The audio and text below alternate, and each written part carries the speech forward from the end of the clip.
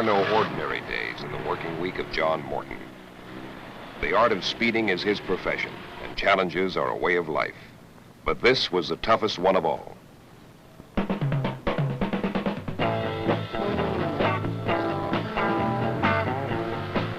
Morton and the Datsun team were rookies in the Trans-American Challenge Series. This was a grueling 10-race, coast-to-coast dogfight, manufacturer versus manufacturer, featuring the superstars of small sedan racing.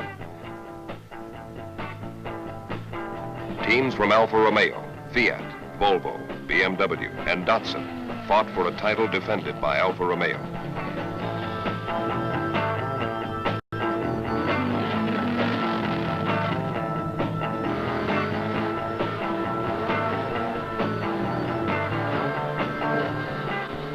For each team, the series was a brutal exercise in preparation, logistics, and driving skill.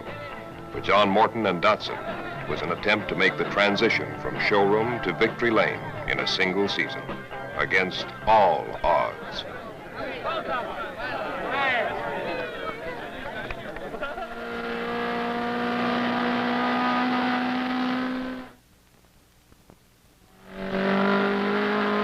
Against All Odds is brought to you by the Small Car Experts, over 900 Datsun dealers across the country who invite you to drive a Datsun, then decide.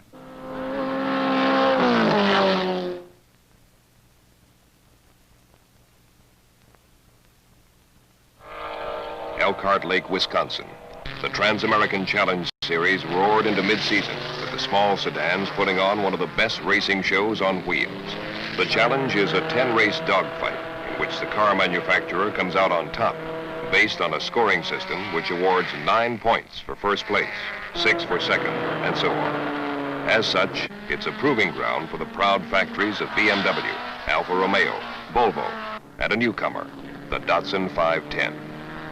California's Peter Brock organized Datsun's street-to-track metamorphosis in 5 weeks of preparation, and John Morton was elected to do the driving. I try to be smooth. There's sort of a combination, I think, between extremely smooth and extremely fast that you have to define. I try to go as fast as I can and be smooth, and if I have to get a little unsmooth occasionally, I'm perfectly willing to do that. If I have to stick it out a little farther than normal to make the last extra tenth of a second, maybe for qualifying, I do that too. Fresh from the drawing board, the little sedan was in good hands.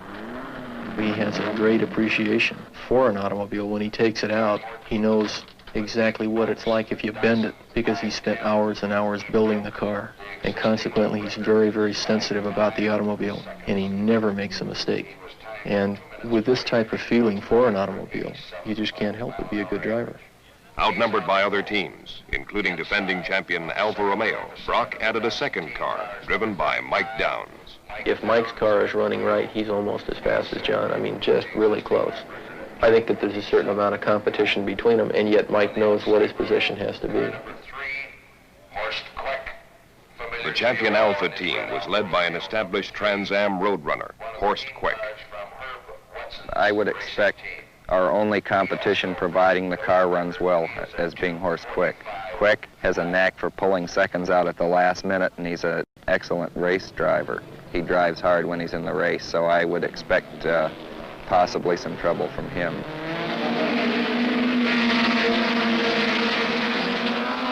Datsun entered the struggle 2 races into the series and was far behind on points as the little sedans roared into the early laps at Elkhart.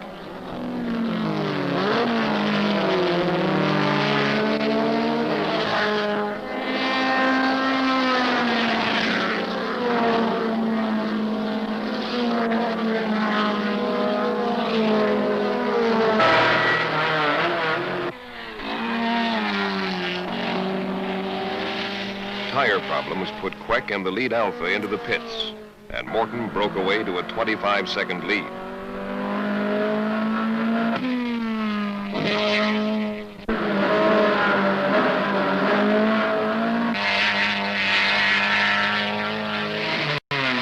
Running third, Downs was also forced into the pits with a shattered windscreen.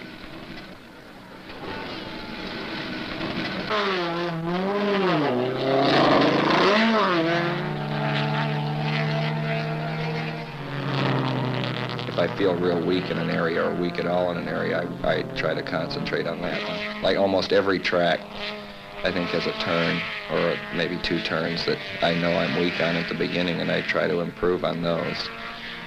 And I try to bring myself up to whatever I think is the limits of the car. And sometimes I can do it, and occasionally I feel like I'm not performing as well as the car is, or not getting the most out of it. Morton stretched the final margin of victory to over a minute. His win at Elkhart added 9 crucial points to the Datsun total. With 4 races to go in the series, Alfa Romeo still led the Challenger by 15 points. A season of Trans Am racing is won or lost in places like Peter Brock's Los Angeles shop. Here, both drivers assisted in the meticulous preparation of their cars.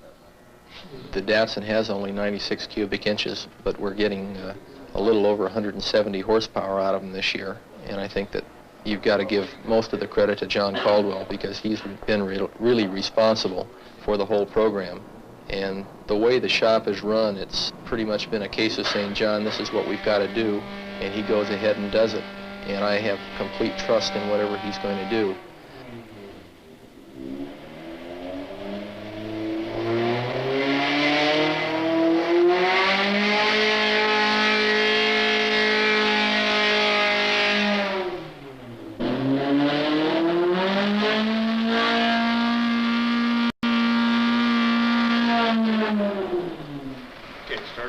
This is the offstage aspect of professional racing, the hidden portion of the iceberg, where 95% of the winning is built into the ride. We find is that over a period of time, people begin to work well together, strictly because they have a lot of confidence in one another. And I think that having worked together as a crew now for almost 3 years, that there's no question when the car comes back in and the engine is pulled out by the crew and it goes into the engine shop, they don't worry about it. Nobody questions the ability of the engine to do the job. It's just a known quantity that you're going to plug into the automobile and it's going to work. I get a tremendous amount of satisfaction in going out on the track on race day, or especially in qualifying. And our cars have a particular sound. The way that Caldwell put those engines together, they really sing. They're just crisp. They run so clean. Being able to listen to the car all the way around the track and hear John shifts precisely at each point, at each corner, I think it's probably one of the most beautiful things I've ever heard.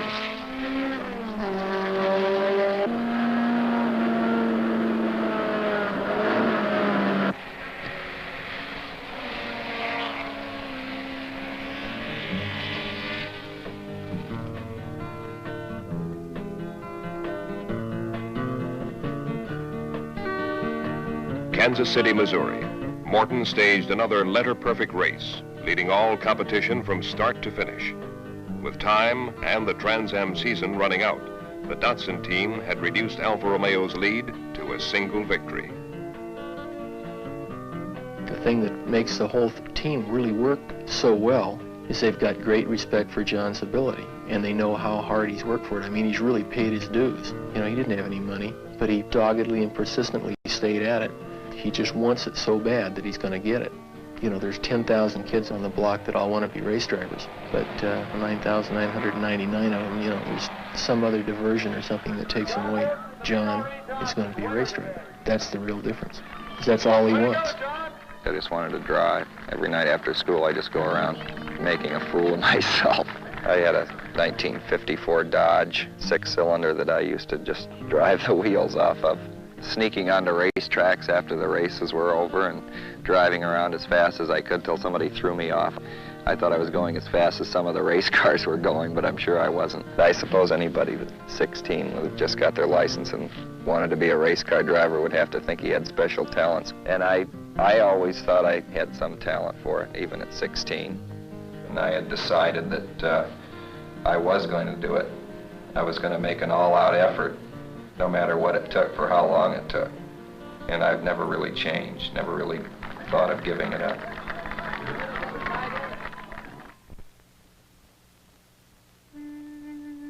The Hopi Indian Reservation at Second Mesa, Arizona, where Larry Loma Yestua grew up. Big sky, sweeping vistas, and a heritage reaching back over 1,000 years. And to an unemployed young man like Larry, it was threatening to become a trap, a desert ghetto. But Larry found his way out of the trap. Datsun chose him as one of 15 Arizona Indians for an experimental training program. In a condensed version of the Datsun service course, they learned everything from tune-ups to transmissions. Then they were hired by Datsun dealerships near their homes. The point of all this is not what Datsun did for Larry.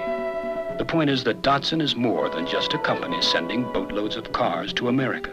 It's people, nearly 1,000 dealers taking their community responsibilities seriously. It's a lot of small car experts who know there's more to their job than small cars.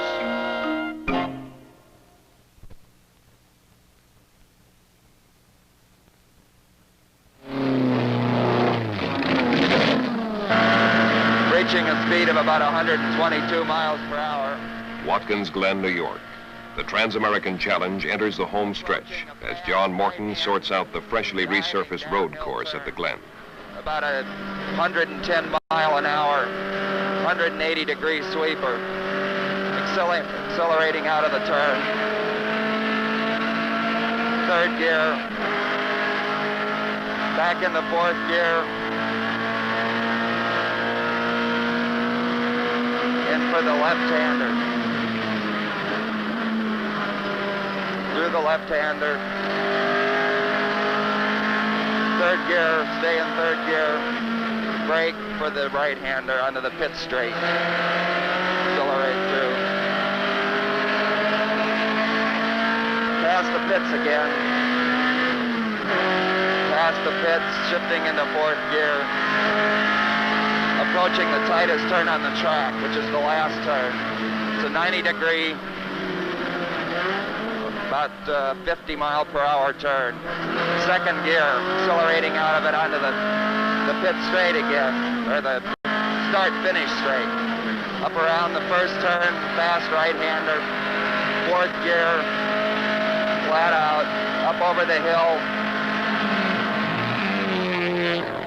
With Alfa Romeo leading the series, Datsun's backup car was increasingly important. Well, I think my basic responsibilities are at the start of the race is to keep the car together, keep at a competitive pace, keep the leaders in sight most certainly, and if something at that point should happen to John's car, be able to assume the lead. There's just so many Alfa Romeos in this series that even if we win races, it's hard to make up enough points to win the championship by the end of the year. So the second car has to finish second in every race so that we can keep the Alphas more or less out of the high-scoring points.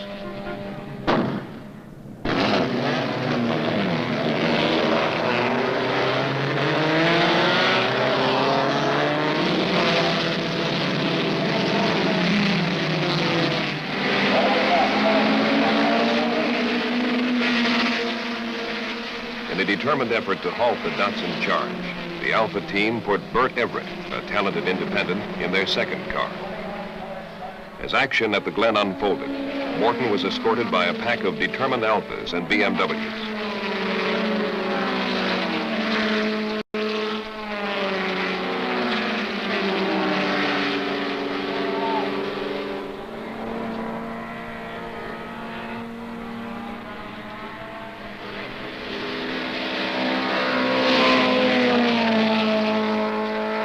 This hard-charging trio fought to control the race. Datsun's Mike Downs moved into fourth place. A dusty shunt involving Lee Midgley's Alfa pushed him deep into the standings.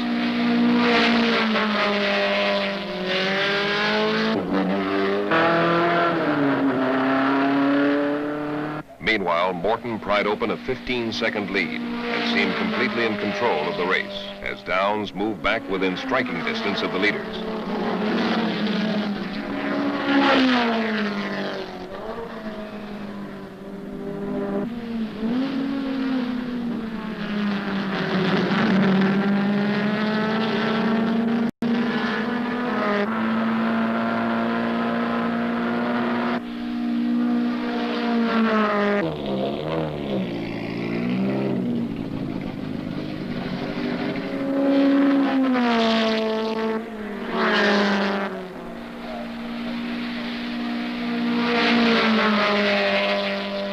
laps from a sure win, the impossible happened.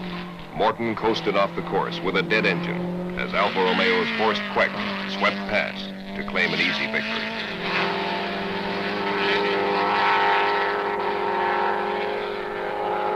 By climbing off the ropes after his early crash, Downs salvaged 4 season-saving points for the Datsun effort, finishing 3rd.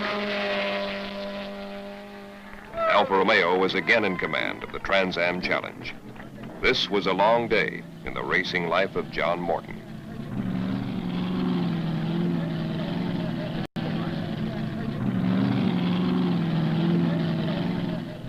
In order to win the series, Datsun had to sweep the final 2 races of the season, beginning with Riverside, California.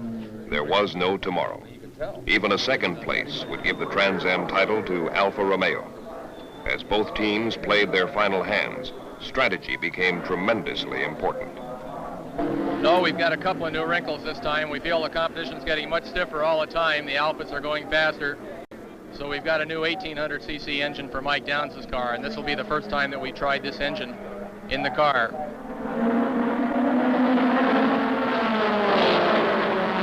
For the 2nd race in a row, Datsun's backup car came into play. Mike Downs led Queck during the early going with a larger experimental engine powering his sedan. With Downs in front, the Challenger sandwiched Queck's lead Alpha as a wave of hopeful BMWs waited for something to give.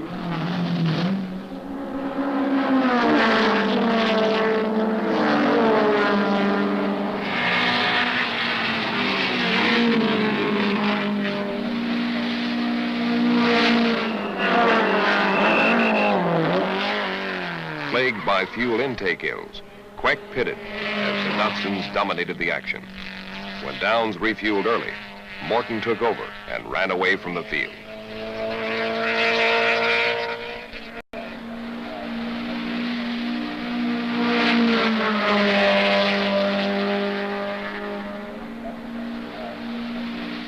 The season series would now be decided in one frenetic factory versus factory runoff.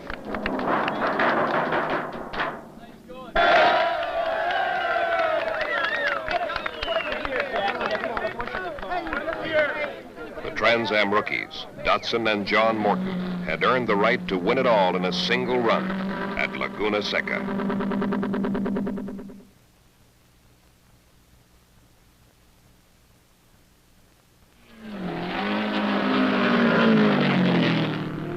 I think you start working on yourself maybe a week before a race. It builds up to a peak, I suppose, by race time.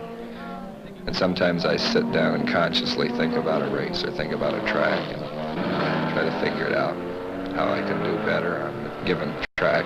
I don't have any given ritual. It just sort of comes to a head by the time the race is there. Single-mindedness, in other words, not letting your mind drift during the course of a longer race is probably the hardest thing, at least for me, to develop. I don't get carried away 3/4 of the way through the race with a big lead about how neat it's going to be to win, but sometimes those things do cross your mind and you just have to get rid of them in a hurry because it only takes 1 or 2 seconds of the wrong kind of thought and you blew something.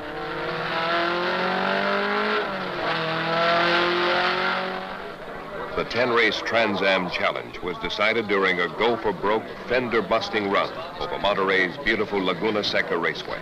Cornered by Datsun's swift coming of age, the champion Alfa Romeo team was finally at bay.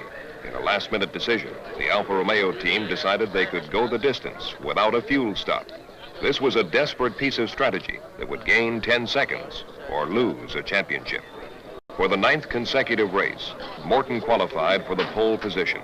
Alfa's Horst Queck parked his ride a split second off the pace, and the scene was set. An entire season was on the line. Pluses and minuses will give you a game on that time.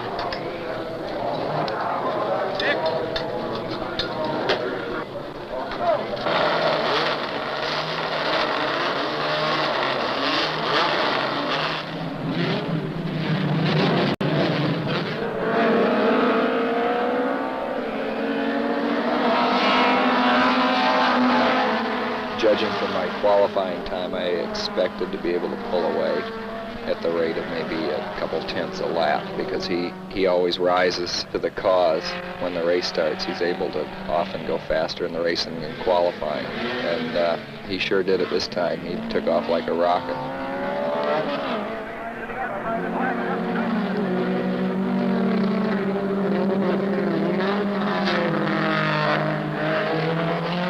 Minutes after the flag dropped, the season-long rivals thrashed away from Don Pike's third-place BMW and hooked up in a dice that seldom produced an advantage of more than 2 car lengths. Outgunned on the longer straights, Morton carved into Queck's slender advantage on every curve.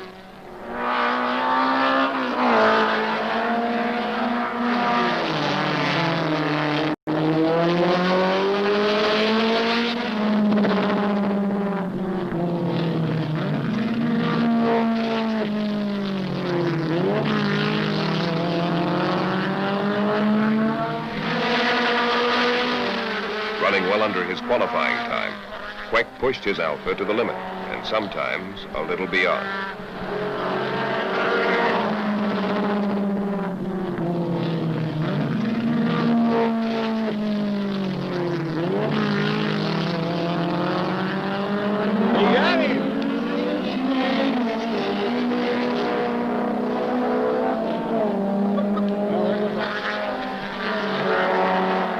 Body contact between the front runners became a key part of the action.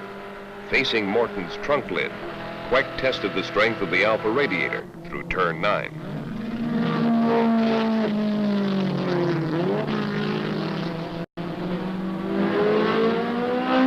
I realized that if I did get in front of him, I could expect another shot. We raced once before like this, where we both hit each other. If I had hit him, he would have been as wary of me probably as I was of him.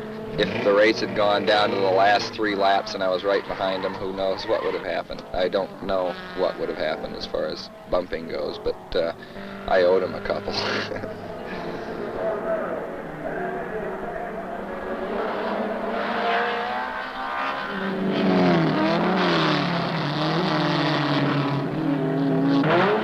Dropped 4 seconds off the pace by this shunt, Morton coolly went back to work, slicing at Queck's lead 1/10 of a second at a time. With the pressure on, the Datsun team expected Queck to run out of gas at any moment. Meanwhile, Morton added fuel right on schedule during a 9-second visit to the pits.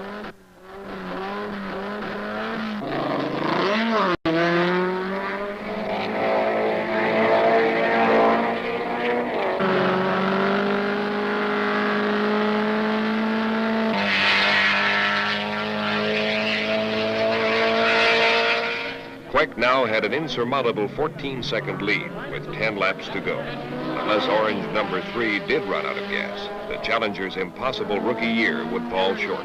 As time ran out, Morton cut the lead to 6 seconds, but all odds favored the defending champion.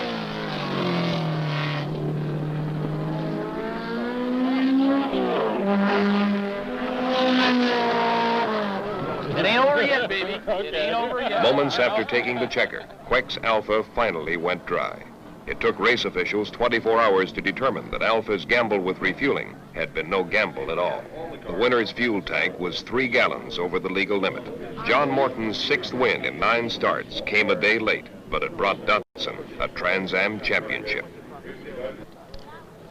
I'd actually felt that we'd won the race when the flag fell yesterday, and it was difficult to wait the period of time, because I knew at that time, from the amount of fuel that we had to use and the amount of fuel that they had to use, that there just had to be something wrong with their car. The fact that they decided to run the full distance with a big tank is too bad, because the rest of the car was really brilliant. It's the best preparation that we've run against all year. Everything except that. It was one of the best races I think I've ever been involved in, and I would have naturally liked to have won on the track, but it was a race that I know we both knew we were in a race. We can look back on it, I suppose, with some sort of pride.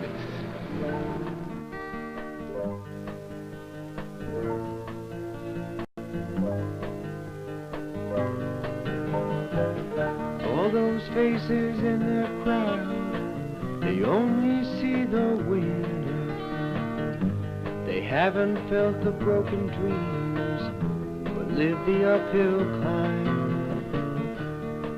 Plans made year by year are just the plans of children.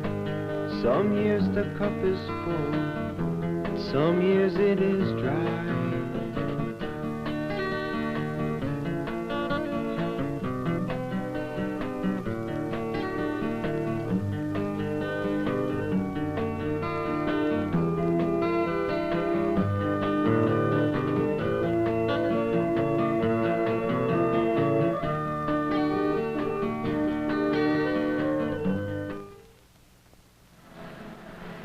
Against All Odds was brought to you by the Small Car Experts, over 900 Datsun dealers across the country, who invite you to drive a Datsun, then decide.